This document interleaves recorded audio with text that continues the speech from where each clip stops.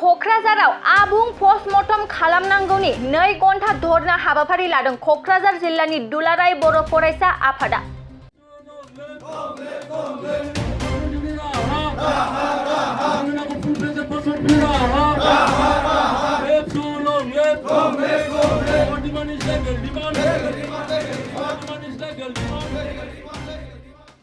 क'क्राझार सहरनि क'क्राझार सरकारि गोजौसिन आरो थांखि गोबां फरायसालिनि गोबां गेलेग्रा फोथाराव क'क्राझार आर.एन.बी. सिभिल देहा फाहामसालि लोगोसे क'क्राझार सावस्रि आरो फाहामसालियाव आबुं पस्टमर्टम खालामनांगौनि क'क्राझार जिल्ला दुलाराय बर' फरायसा आफादनि बानजायनायाव 2 घन्टा धरना हाबाफारि लादों।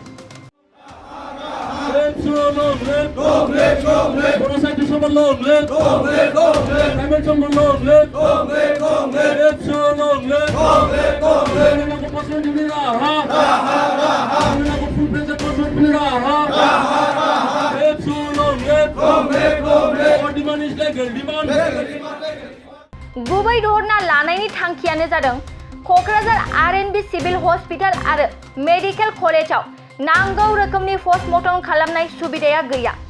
बेनि थाखायनो ओनसोलनि सुबुंफोरा पस्टमर्टमनि थाखाय गुबुन जायगायावसो लांनो गोनां जायो, जायनि जाहोनाव रायजो राजाफोरा गोबां जेंनाजों भुगिनो गोनां जादों। बे हाबाफारियाव क'क्राझार जिल्ला दुलाराय बर' फरायसा आफादनि आफादगिरि कृपेश दैमारी, गाहाय नेहाथारि खाम्फा बसुमतारी, गुबुन समाजारिनि सोद्रोमाफोर आरो क'क्राझार जिल्लानि सिङाव थानाय गासै दख'रा दुलाराय बर' फरायसा आफादनि सोद्रोमाफोरा बाहागो लादों। क'क्राझार जिल्ला दुलाराय बर' फरायसा आफादनि बानजायनायाव क'क्राझार आर.एन.बी. सिभिल हस्पिटाल आरो गोदानै खुलिनाय Kokrajhar medical college and hospital बे मोननैयाव जे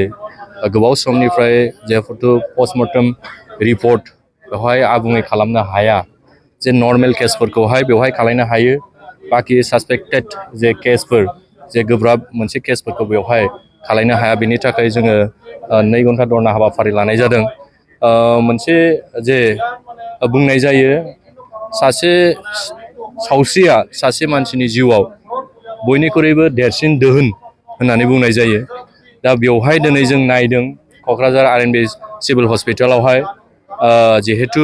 बेवहाय माखासे जे पस्टमर्टेमनि जे रिपर्टनि अनगायैबो गुबुन माखासे जिहेतु इकुइपमेन्ट बेखौ दिनैहाय जों नुनो मोनाखै। बेवहाय फरेन्सिक डाक्टर बेवहाय गैया, जायनि थाखाय दिनै लाइटनि थाखाय बा भिडिअ'नि थाखाय बेवहाय दिनै प्रभिजन बेबायदि गैया। माखासे गोबां केसफोरनि थाखाय जोंनि सुबुंफोरा दिनै बेवहाय गोबां भुगिनो गोनां जायो, खस्थ' मोननो गोनां जायो, जायनि थाखाय जों नायदों गोबाव समनिफ्राय जों डिमान्ड होबोदों, बेखौ रायज्लायबोदों, सावरायबोदों, डाइरेक्टरनिफ्राय लानानै जोंनि माखासे लकेलनि इन्टेलेक्सुयेलफोरजोंबो जों सावरायबोदों, नाथाय बेवहाय दिनैसिमबो फुलफिल खालामनानै होनाय जायाखै। दिनै जायफोर सुबुंफ्रा दिनै बेवहाय थैबाय, थैनायनि उनावहाय दिनै पस्टमर्टेमनि जोङो रिपर्ट खालामनो थाखाय थाङोबा बेखौ बरपेटायाव रिफार हरनाय जायो बा गुबुन मोनसे जायगायावहाय रिफार हरनाय जायो। बेनि थाखाय गोबां माने खस्थ' मोननो गोनां जायो जोंनि सुबुंफ्रा। बेनि अनगायैबो बेवहाय जोङो मोनसे मेजर जोङो नुबावदों, बेवहाय जिहेतु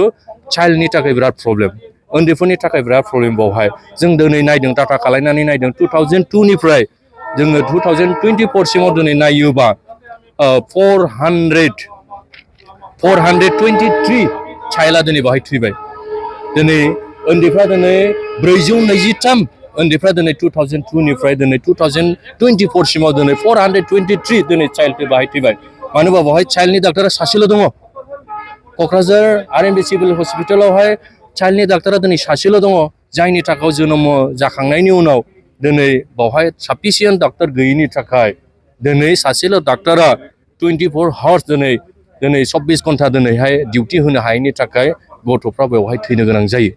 आरो जों नायबावदों दिनै मादार, जायफोर दिनै गर्भवती जानाय बिमा बाहाय दिनै 2022निफ्राय दिनै 24 सिमाव दिनै 31 जन दिनै बिमाया बेवहाय जिउ गोमानो गोनां जादों। दा बेफोर गासैखौबो लानानै जोङो आसामनि मानिजाथाव गिबि मन्त्रि, लोगोसे आसामनि हेल्थ मिनिस्टार, बिटिआरनि जोंनि मानव गेदेर प्रमद बर' मानव गेदेर बिथांमोननो जोङो दिनैहाय मेम'रेन्डाम हरगोन। बेनि गेजेरजों थाबैनो समाधान खालामनांगौ। बेवहाय दिनै क'क्राझार मेडिकेल कलेज दिनै खालामबाय, आराम्भ जाबाय, गासिबो जाखांनायनि उनावहाय दिनैहाय बेवहाय पस्टमर्टेम खालामनायनि थाखाय जे दिनै फेसिलिटिया दिनै खालामनानै होआखै बा होम डिपार्टमेन्टनिफ्राय दिनै बा चिफ मिनिस्टारनिफ्राय आसामनि मानगोनां बिथाङा दिनैहाय बेखौ एलाउ खालामनानै होआखै जों बेखौ थाबैनो डिमान्ड खालामदों बेखौ खालामनांगौ लोगोसे जे बेवहाय माखासे जोंनो पाब्लिकनिफ्राय जे पेसेन्टनिफ्राय जायफोर दिनै बेवहाय मुं थिसन होयो जायफोर दिनै इमारजेन्सि जायोबा मेडिकेल कलेजाव मुं थिसन होयो सेटारडे सानडेआव बांसिनानो क्लस मोनो डक्टर मोना होननानै बेवहाय गोबां माखासे जोंनो दुलाराय बर' फरायसा आफाद बा गुबुन गुबुन माहारियारि आफादनो दिनैहाय जोंनि पाब्लिकआ दिनै साधारन रायजो राजाफ्रा दिनैहाय जोंनो बुंफोर फैदों दा बेखौ लानानै जोङो हस्पिटाल होननाय लोगो लोगो बियो दिनै 24 घन्टा थानांगौ बेवहाय सेटारडे सानडेनि खोथा थाया बेवहाय गुबुन माखासे इमारजेन्सि डक्टरफोर लगायनानै दोननांगौ जे समावहाय दिनै जोंनि पाब्लिकआ बेवहाय नांगौ रोखोमनि बिथांमोनहा 24 घन्टा दिनैहाय फेसिलिटिखौ मोननो हायो मानो होनबा दिनैनि थारिखआव देहाखौ लानानै जोङो देहाया नोरजिया जायोबा देहाया गाज्रि जायोबा दिनै जोंनि जे बियो मोनसे प्रब्लेम जागोन दा बेनि थाखायनो दिनै सावस्रिखौ लानानै जोङो सिरियास खालामनांगोन आरो बेनि थाखायनो जोङो नैबे हाबाफारिखौ थाबैनो जोंनि जे प्रब्लेमसफोर बेखौ समाधान खालामनांगौनि थाखाय जोङो बे 2 घन्टा धरनाखौ जों हाबाफारिखौ जों लानाय जादों जोंनि गुबै माने धरना लानायनि कारनानो जाबाय जों बयबो मिथिगौ जे जोंनि क'क्राझार सिभिल हस्पिटाल आरो दिनै मेडिकेल कलेजआ दिनै आबुं जायाखै आरो बेवहाय जोङो जुदि जोंनि दिनै माखासे जोंनि मानसि हिसाबै गोबां समस्यायाव गोग्लैनानै थैनो गोनां जायो आरो बैफोरखौ लानानै जेब्ला जोङो पस्टमर्टेमनि थाखाय सिन्था खालामनो गोनां जायो दिनै क'क्राझार सिभिल हस्पिटालाव गोबाङानो मिथिगौ पस्टमर्टेम जायो गोबाङानो मिथिया पस्टमर्टेम जाया नाथाय बेवहाय माखासे माने माबाखौ लानानै दिनै पस्टमर्टेम खालामनाय जायो जे ओरैबायदि माने पस्टमर्टेम खालामनाय जायो बेयाव जिखिनि जों मिथिगौ दिनै सिभिल हस्पिटालाव पस्टमर्टेम खालामनो थाखायबा बेवहाय मोजां मोनसे रुमनि गोनांथि दङ आरो बेवहाय कारेन्टनि फेसिलिटि नांगौ बेवहाय कारेन्टनि फेसिलिटि गैया आरो पस्टमर्टेम खालामनो थाखाय दिनै जिनिखि मेटेरियेल्स नांगौ बे मेटेरियेल्सआ बेयाव गैया बेवहाय पस्टमर्टेम खालामनो थाखाय प्रफेसारनि प्रयजन दङ बेवहाय दिनै गैया नाथायबा बे सिभिल हस्पिटालाव पस्टमर्टेम खालामनायनि मोनसेल' कारनानो जाबाय नोंनि आंनि न'खरनि बुजाबुजि आरो पुलिसनि गेजेराव जिखिनि बुजाबुजि बे बुजाबुजिनि गेजेराव सिम्पोल माखासे पस्टमर्टेमखौ दिनै खालामनानै हरो नाथाय नांगौ बादि बेयाव पस्टमर्टेम जाया होननानै जोङो मिथिगौ नाथाय दिनै मानसि हिसाबै गोबां कारनाव थैनो गोनां जायो मेजर कारनाव थैनो गोनां जायो बैफोरनि पस्टमर्टेमखौ जुदि आबुं खालामनांगौ जायोबा नंगुबै जुदि पस्टमर्टेम खालामनांगौ जायोबा नैबे क'क्राझार सिभिल हस्पिटालाव खालामनो हाया बेखायनो गोजान दिनै बरपेटा मेडिकेल कलेजाव लांनो गोनां जायो बिनि थाखाय दिनै जोंनि रायजो राजाफ्रा हाहाकार जानो गोनां जायो बेवहाय थांनाय फैनायनि जिखिनि सुबिदा बेवहाय जोंनि रायजो राजाफ्रानो न'खरानो भुगिनो गोनां जायो बिनि थाखायनो दिनै जोङो रायजो राजाफोरनि स्वार्थआव क'क्राझार डिस्ट्रिक्ट कमिटि एबसुआ जोंनि बर'नि माहारियारि आफादफोरखौ लानानै दिनै जोङो नैबे थावनियावहाय जोङो 2 घन्टा धरना लानाय जादों जों मेडिकेल कलेजावबो जोङो बेखौ सावरायदों जे दिनै मानो मेडिकेल कलेजाव दिनै पस्टमर्टेम खालामनो हानाय सुबिदा जायाखै बिथांमोनहा दिनै बुंदों दिनै बेखौ दिनै लुफुंगासिनो दङ खालामगासिनो दङ नाथायबा 1 बोसोरसो नांगोन बेवहाय जोङो जुदि पस्टमर्टेम खालामनो हानाय बायदि सुबिदा जानांगौब्ला नाथायबा दिनै जों जेबादि नुदों जेबादि सावरायनानै मिथिगौ बेयो 1 बोसोरजोंबो आबुं जानायनि महराव गैया बेनिखायनो जोङो थाबैनो दिनै जोंनि ओनसोलनि रायजो राजाफोरनि सुबिदानि थाखाय पस्टमर्टेम खालामनो हानाय बायदि जोङो सुबिदाखौ नांगौ होननानै जोङो बुंदों आरो दिनै जोङो क'क्राझार हिसाबै बिराद माने भुगिनो गोनां जादों कारनानो जाबाय गायन' डक्टर जोंहा साफिसियेन्ट गैया आरो दिनै जोंनि गथ'फोरखौ जोनोम होखांनायनि उनाव गथ'फोरखौ जेरैबायदि केयार लानांगौ गथ'फोरखौ दोननो थाखाय जेरैबायदि रुमनि प्रयजन नांगौ बेबायदि रुमनि दिनै प्रयजन गैया केयार लानो हानाय बायदि मोजाङै केयार लानो हानाय बायदि बेवहाय दिनै सुबिदा गैया गोबां दिनै न'खरा बिदिनो जोंनि गथ' जोनोम होखांनायनि उनाव गोबां माने खस्थ' गोलैनो गोनां जादों भुगिनो गोनां जादों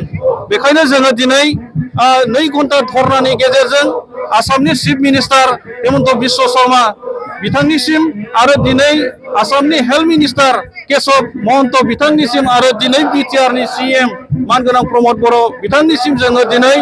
2 घन्टा धरनानि गेजेरजों दिनै गोसोखां लाइ जोङो हरनो सानदों आरो दिनै 11 बाजिनाय लोगो लोगो डिसि बिथाङा दिनै जोंनि मेम'रेन्डामखौ लांफैगोन आरो बिथांनो जोङो जोंनि दाबिफोरखौ लानानै जोङो बिथांमोननो गथाय हरगोन बिथाङा दिनै गासै जोंनि हरनो गोनां बिथांमोननो दिनै बे मेम'रेन्डामखौ गथायगोन गोजोन्थों दिनै बे क'क्राझार एम पि स्कुल बेनि फोथाराव जे क'क्राझार जिल्ला बर' फरायसा आफादा मोनसे धरना हाबाफारि लादों बेयो खोब मोनसे ओंथि गोनां हाबाफारि जोंनि बे क'क्राझाराव सिभिल हस्पिटाल दङ बेवहाय दासिम मोनसे फुल फ्लेजेड पस्टमर्टेमनि मोनसे राहा गैया आरो बेजों लोगोसेनो बे हस्पिटालफोराव जोंहा गोबां डक्टर्सनि खहा दङ चाइल्ड स्पेसियलिस्ट आरो बेनिफ्राय गायन' बेफोर डक्टरफ्रा जोंनाव थोजासे नङा जाय खारननि थाखायनो बेफोर माबायाव केसा डिलिभारि केस बायदिसिना केसखौ प्राइभेट नार्सिं हमावसो फाथायहरनाय जायो बांसिनै दा बेनि थाखाय बे एबसुनि डिमान्डआ बे मोनसे मोजां डिमान्ड आरो बेजों लोगोसेनो पस्टमर्टेम बे नर्मेल भाबै पस्टमर्टेमबो जायो होननानै जों मिथिनो मोन्दों क'क्राझार सिभिल हस्पिटालनिफ्राय नाथाय नर्मेल जे पस्टमर्टेम बेजों गासैबो केसफ्रानो सल्भ जाया मोनसे एक्सिडेन्ट केस बा मोनसे डिसप्युट केस जायोब्ला मोनसे पुर्नांग मोनसे पस्टमर्टेमनि गोनांथि दङ दा बे जोंहा बेवहाय फेसिलिटि गैया बेखौ जोंनो नांथारगौ आरो बेजों लोगोसेनो क'क्राझारावहाय मेडिकेल कलेज गायसननाय जाबाय बे मेडिकेल कलेजावबो गोबां डक्टरफोर खहा दङ आरो बेवहाय आं मिथिनायाव जों मिथिनायाव बेवहाय ओरैनोबाबो पस्टमर्टेम रिपर्ट होनो हानाय मोनसे पुर्नांग मोनसे पस्टमर्टेमनि सिस्टेम थानांगौ बेवहाय बेबो दासिमबो जायाखै मिथिनो मोननाय बादिब्ला बे पस्टमर्टेम बेवहाय गैया आरो बेजों लोगोसेनो बेवहायबो गोबां डक्टरफोरनि खहा दङ गोबां ब्रान्सआनो गैया आरो पस्टमर्टेम जे ब्रान्स बेथ' अट'मेटिकेलि बेवहाय थाखानांगौ मेडिकेल कलेजाव दा बेबो गैया जोंहा दुखुनांथाव बाथ्रा बे जोंनि क'क्राझार जे एरिया बे एरियाया बेहाय जोङो खहा जानानै दङ जायनि खारनाव जोङो पस्टमर्टेमनि थाखाय